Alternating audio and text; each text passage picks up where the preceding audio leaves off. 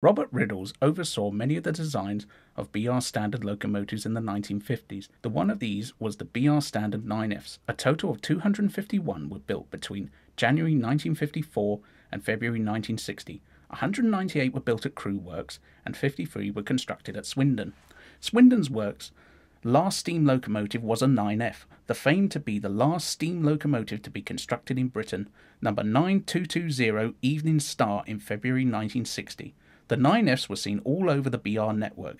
Their main job was hauling heavy freight, but they were just as capable of pulling passenger trains. They served their time right up till the end of steam in the mid-1960s. All in total, only 9Fs survive, including the famed artist David Shepherd's number 92203 Black Prince, which he brought off of BR in 1967. Hello again, and welcome to another Mark on Track, where today we have again another small-scale locomotive, and one that has featured on Lacydale recently and was at Alexandra Palace. We have it with us today, one of Robert Riddle's famed class, the 9F locomotive. And these are, again, a lot of people's favourite locomotives to model or have. And I've been close to the real thing, they are huge in real life. I had one as an old 001, and of course these were nicknamed as spaceships. I'll tell you why that is in a minute. But let's have a look at it, because for years, if you wanted a 9F in N, Farish did do one, but it was really, really, really crude. And then Dapol came to the rescue with their version 9F, which has a lot of detail. Let's get it out and have a closer look. So you do get a lot of bits and pieces inside here, which I'll cover. That's the blanking plate. Oops, little loose box.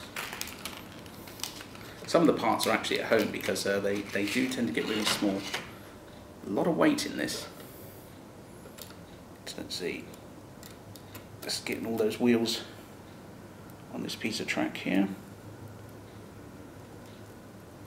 Yep, it's on track. Here we are.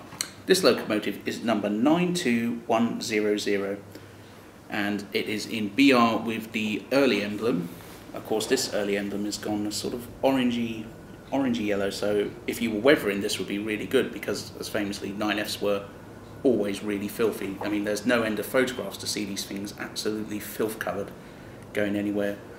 They were mixed traffic, but their main purpose was to take over heavy goods locomotives along the Midland, Northwest, Southwest. I mean, these things even ran in the Southwest area, including out of Waterloo, so they were used on passenger trains, but that was towards the end of their life when steam vanished around the mid-60s.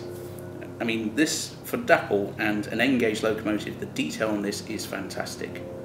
I mean, just look at all this pipe work, the handrails, all the linkage valves, everything you would have on a 9F, and of course the great spacing between the 9F. And it goes back to that nickname. There were two reasons why they were called spaceships. One, they did look very space-aged, like a rocket, and also at the time Dan Dare was very popular for schoolboys, but also because there's huge space in between the boiler and the wheels. Dan, this was good for when they came to maintenance, so crews can actually get in there a lot easier and repair. So that was the beauty of standard locomotives. They were just simple, complex, but they were simple to work with, if that makes sense. Well, it doesn't make sense to me.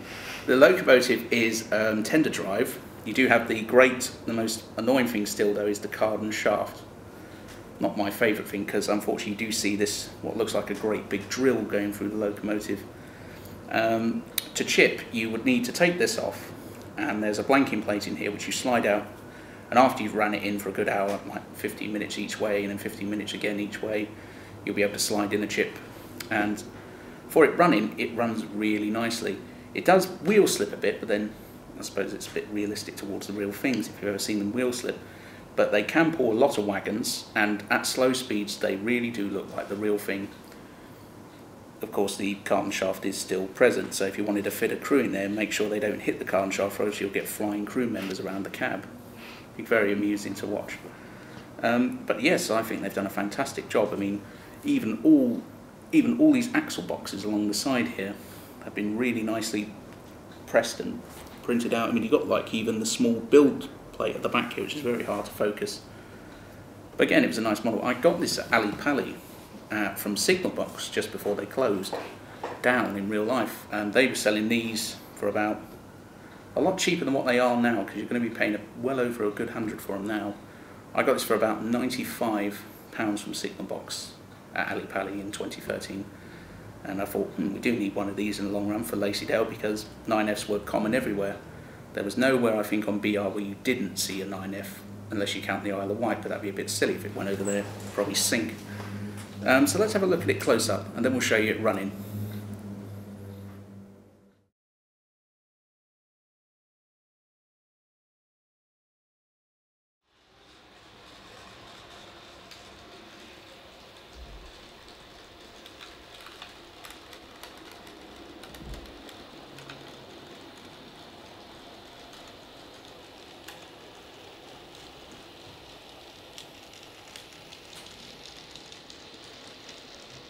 Yeah.